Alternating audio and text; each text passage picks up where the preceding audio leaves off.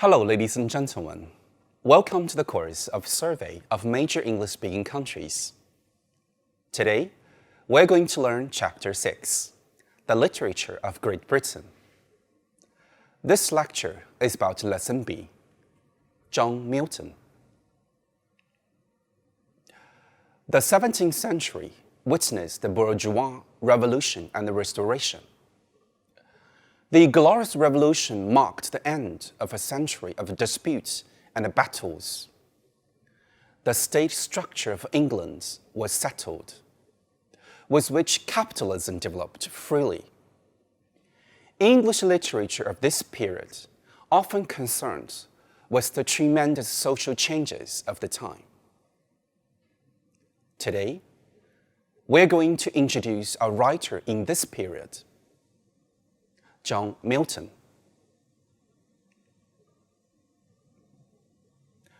John Milton is considered the most significant English author after William Shakespeare.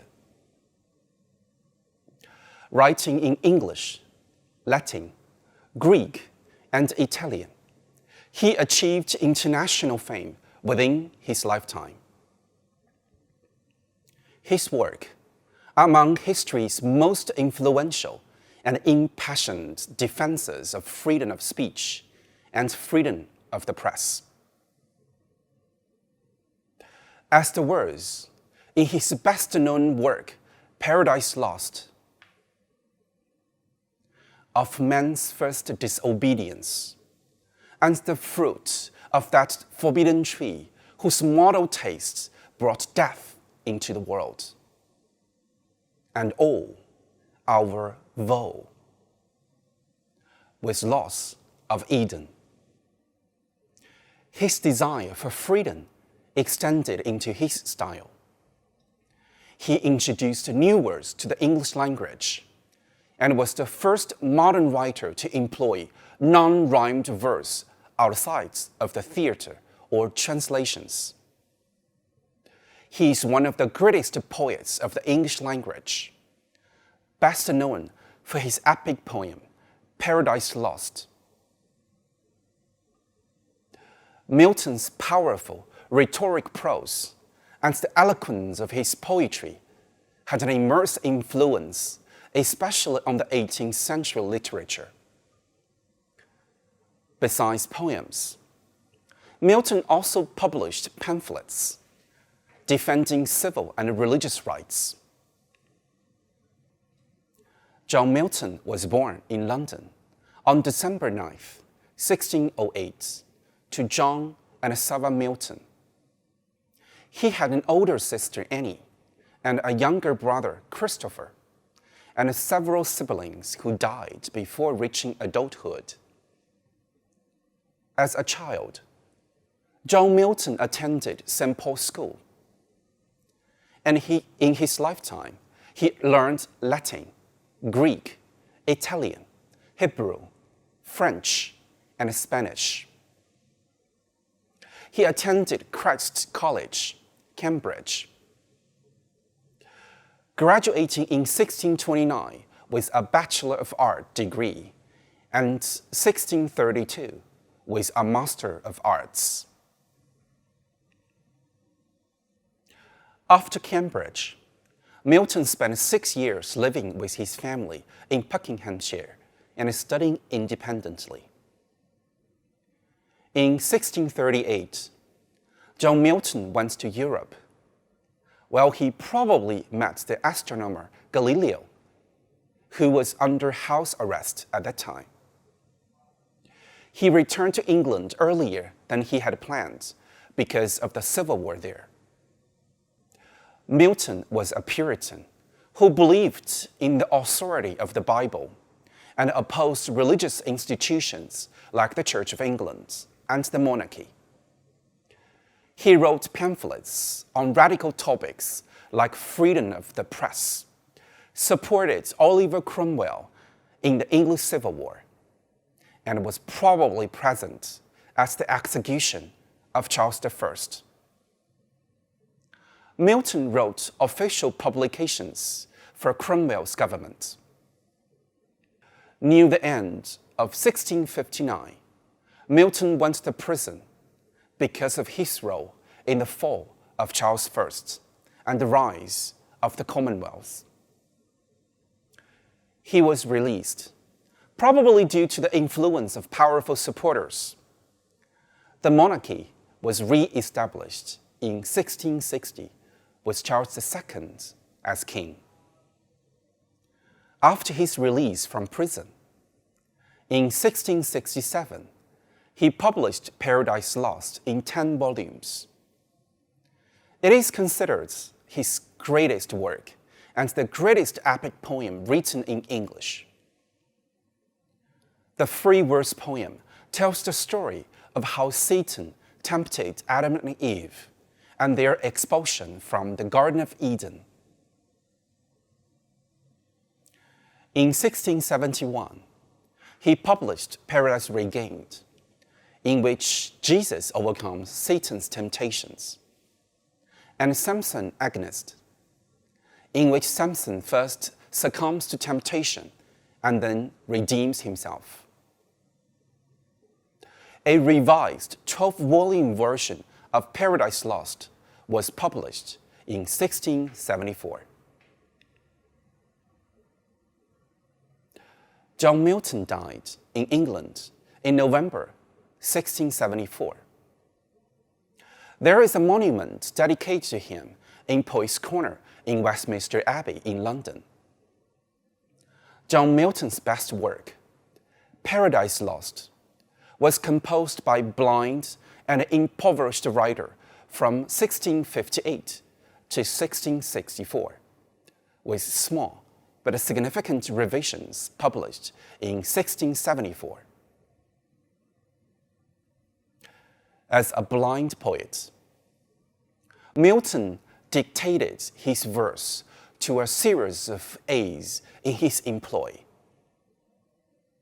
It has been argued that the poem reflects his personal despair as the failure of the revolution, yet affirms an ultimate optimism in human potential. Paradise Lost is about Adam and Eve, how they came to be created, and how they came to lose their place in the Garden of Eden, also called Paradise. It's the same story you find in the first pages of the Bible, expanded by Milton into a very long, detailed narrative poem. It also includes the story of the origin of Satan. Originally, he was called Lucifer, an angel in heaven who led his followers in a war against God, and was ultimately sent with them to hell. Thirst for revenge led him to cause man's downfall by turning into a serpent and tempting Eve to eat the forbidden fruit. The story opens in hell, while Satan and his followers are recovering from defeat in a war they waged against God. They built a palace, while they held council to determine whether or not to return to battle. Instead, they decide to explore a new world prophesied to be created, while a safer course of revenge can be planned. Satan undertakes the mission alone. At the gate of hell, he meets his offspring, sin and death, who unbar the gates for him. He travels across the chaos till he sees the new universe floating near the large globe, which is heaven. God sees Satan flying towards this world and foretells the fall of man. His son, who sits at his right hand, offers to sacrifice himself for man's salvation. Meanwhile, Satan enters the new universe. He flies to the sun, while he tricks an angel into showing him the way to man's home. Satan gains entrance into the Garden of Eden, while he finds Adam and Eve and becomes jealous of them. He overhears them speak of God's commandment that they should not eat the forbidden fruit. Some angel warns Gabriel and his angels, who are guarding the gate of paradise, of Satan's presence. Satan is apprehended by them and banished from Eden. Satan returns to earth and enters a serpent. Finding Eve alone, he induces her to eat the fruit of the forbidden tree. Adam, resigned to join her fate, eats also. Their innocence is lost, and they became aware of their nakedness. In shame and despair, they become hostile to each other. The Son of God descends to earth to judge the sinners, mercifully delaying their sentence of death.